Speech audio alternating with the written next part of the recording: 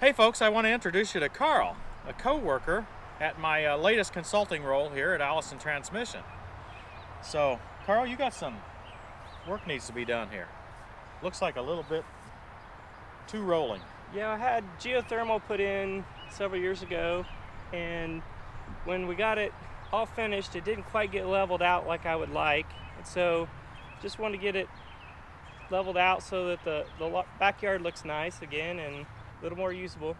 I think easier to mow. I think we can till this up and make it look good. Let's get started. Great.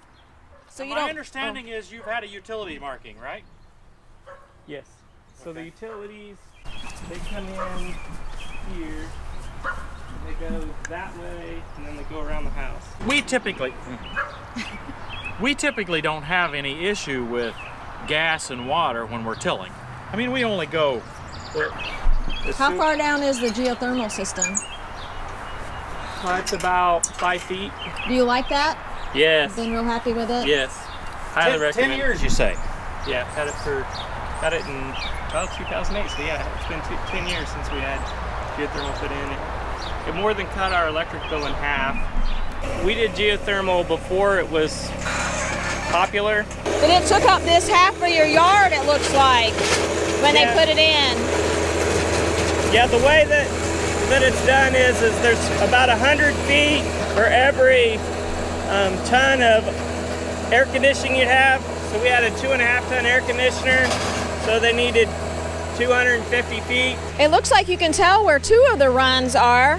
Yeah, the runs are actually where the ditches are. Okay. Like when they dug it, they dug the ditches out, and then where the mound is where they put the dirt while they dug the hole, and then they filled them in to try and make it look level. Yeah. But then the ditches settled, and then the mound settled a little bit, but it never did level out. I mean, my parents have a farm, so they have farm equipment. Problem is it's too big to get back here. So your parents farm here in Indiana? Yes. And corn mostly. How many acres do they have? 110. Is that enough for them to make a living off of? The farm's been in the family for at least 4 generations, I'm thinking. My grandparents farmed it and they lived off of the farm, but when my parents took it over, they've got factory jobs and then they rented out the ground. The farmer that farms for them, they farm probably 10,000 acres.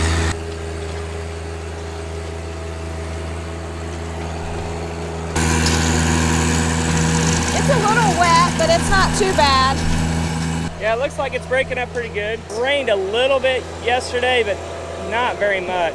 It's always harder to till sod.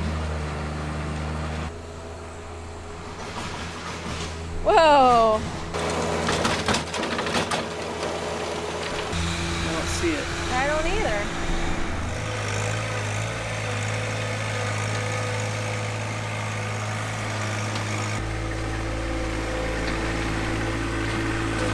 This is where the heavy hitch tooth bar really does a great job.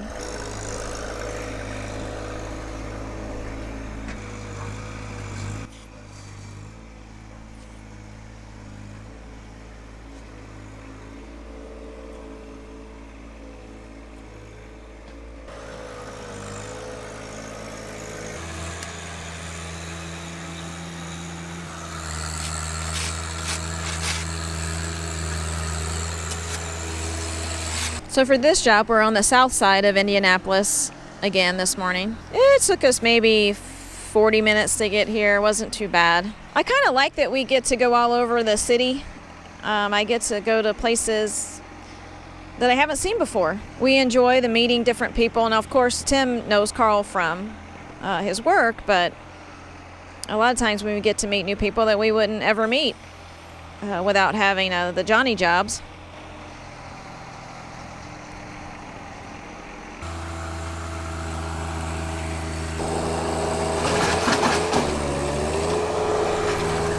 Oh my goodness. You need to use your teeth. Bring your shovel. I'm not sure you can get it with a shovel. Yeah, you can always get it with a shovel. It's just a matter of how hard you want to dig. Get it, figure out how big it is. Yeah, that's a monster. Yeah. We got it, but it's a big one.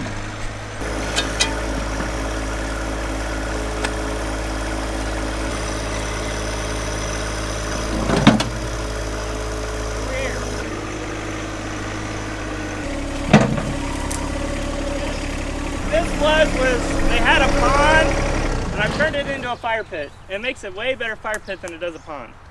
Oh. The pond leaked and would never hold water, but the fire pit, I can burn a really big pile of wood, and with all the trees, I It fill looks that to me thing like up we need to multiple pull times that a year. one tree out of the middle of the pond. Well, don't worry about that. Oh, come on! I know, no fun.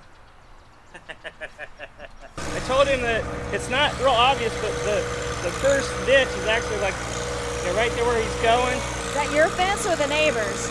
The neighbor's fence. What's happened is that tree's dead. Oh. And one of the limbs fell out, broke it. He doesn't want to take the tree down. I don't want to help him fix the fence until we get the tree down, because more limbs are going to come down. Yeah.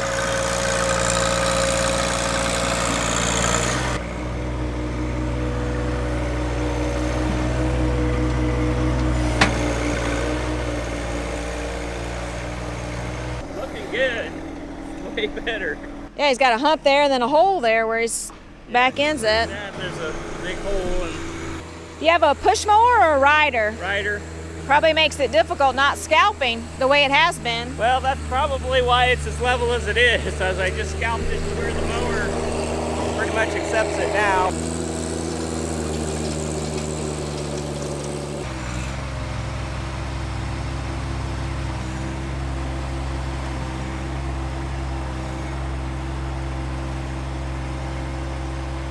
I think he's having to fight the tree. It's the reason he has the ROPS down right now. There's no risk of him turning the tractor over in this backyard.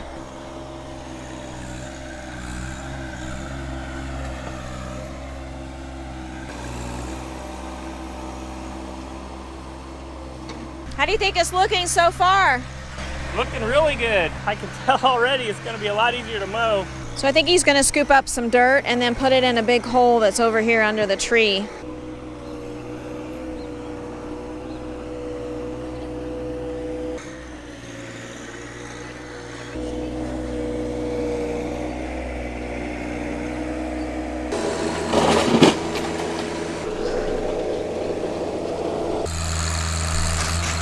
He may have found it this time.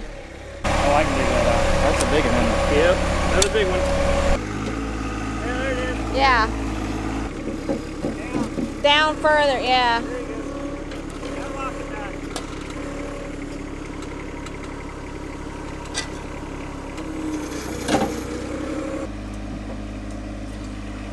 The kids are going to be a little disappointed. They have a little four-wheel drive electric car. Yeah. And they always drive it over the hill, but it doesn't do very well. That'll be so much easier to mow. The yard will be more useful. We tend to stay over on this side because of that. The only thing that ends up happening is we do a lot of slip and slides and stuff in that because it was a little hilly and the water all kind of tends to stay in the Stayed, middle. yeah. But the other issue I have is the water, like the natural flow of water goes across there and it gets caught. Yeah. And it can't get, like, if you look over in the neighbor's yard, there's a divot. Right, yeah. That's a ditch that it's really like a little natural creek that goes around and ends up in front of my house. It would trap the water there, so it should help the water flow off a lot better too. Yeah. The downside of geothermal is you got to do a day like this. What do you think, Tim?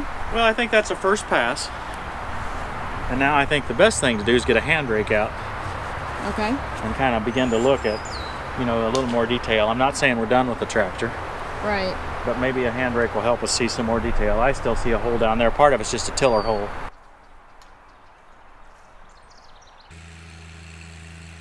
Tim worked a good bit more with the tiller and moving things around until he got it looking just like Carl wanted it. So, as is often the case, once we were here and had done pretty much the backyard project, the homeowner and Tim's coworker asked if he could show us one more thing, and he wants this ditch slope changed slightly so that he can actually drive his lawnmower. He's got a riding lawnmower up and down both sides of the ditch. So Tim's going to try to kind of change the slope a little bit, but there's rocks in there, so he doesn't want to put the tiller in there right now. Now this has got several obstacles. There's a culvert underneath the driveway here, and there's also a culvert a separate one that comes across the road and down into that ditch. So several things for Tim to try not to hit while he's doing this. I wanted to reduce the slope on both sides of the ditch. So I chose to take some of the soil from one side and put it in the other side.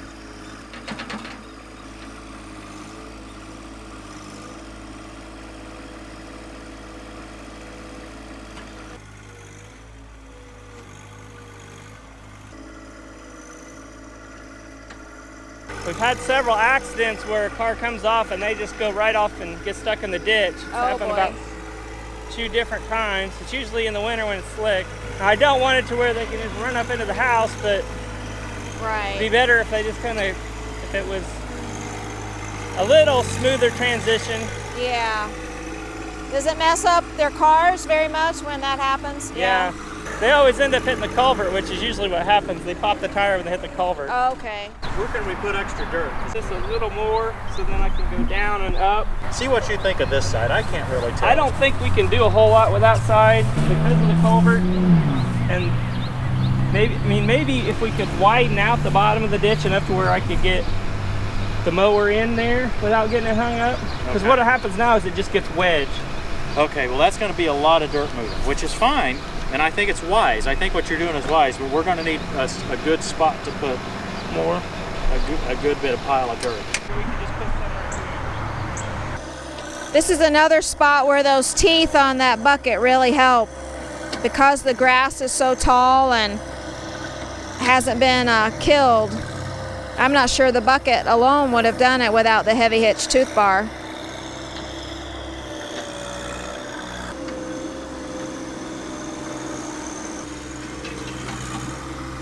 That's what I want to see, because that's how I want to mow. I want to be able to run down the steep side and up the shallow side. Yeah.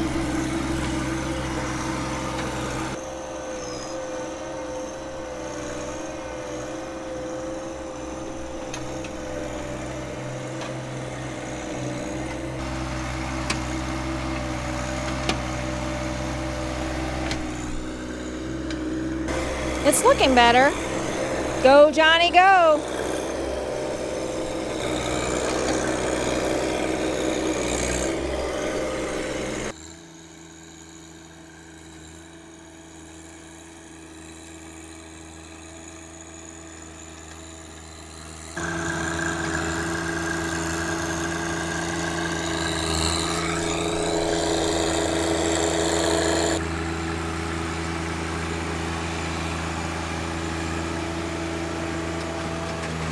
What do you think of that? I think it looks good. I like this. Christy, I actually did a better job on this than I thought I could. Oh, really? Yeah, I think this slope here is just phenomenal. Yeah. You'll get the lawnmower and we'll see if I can. Okay, let's do that. I want to see that mower out anyway. I'm not sure you would have been able to do that without the tooth bar. No, the tooth bar was what made it happen. There's no way I could have done it without the tooth bar. Yeah. Get your own tooth bar at heavyhitch.com. Get a 5% discount with coupon code TTWT. And remember, if it doesn't say Heavy Hitch on it, it was made by somebody else. Now, a lot of you folks talk about how you'll just use your tiller or your blade or whatever rear attachments you got. Some people even say they're bush hog for ballast on the rear. Well, as we were doing this job here, I want you to be able to see that the tiller was actually dragging the ground when I tried to come down in there like that. It's not optimal. I have it on this job because, well, I was using it on this job, okay? But the last thing I want to do is carry around a big, bulky rear attachment simply for ballast. Get the right tool for the job if you can afford it at all. Get yourself a heavy hitch, get some weights. You'll have that nice compact ballast. It'll go right through a ditch like that without rubbing the ground. You'll be thankful you did. He's got a little John Deere 320 lawnmower. Okay, here goes the test. Is she gonna make it?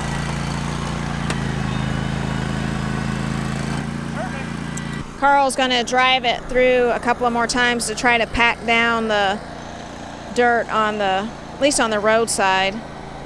But I think that's gonna work for him. He doesn't have the lawnmower portion down right now. So the reason they stopped there is because there is a little ditch here already that they didn't want to get into. The ditch does drain the road and his yard, so they didn't want to mess up that ditch. But I think he's having fun playing. Tim's just tilling in the extra dirt with the sod on it that he picked up out of the ditch. It's always nice when you have a spot to put extra dirt so you don't have to haul it away. Right here. Can I take some of that away? Yeah.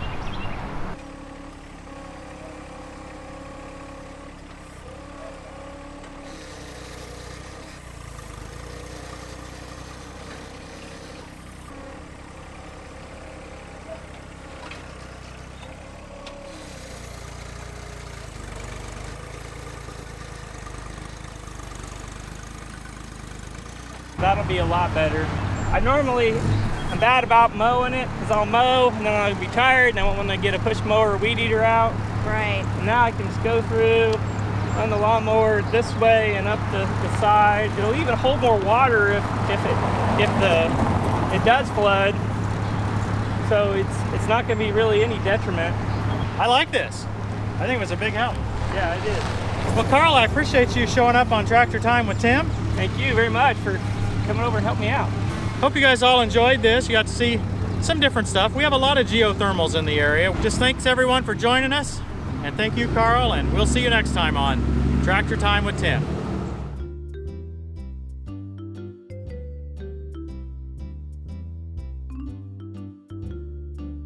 Do you think Tim would notice if I came and just sit on the swing set instead of paying attention to him? Oh look, I found a stump. Casey could dig that out. Audio test number 456. That's so goofy.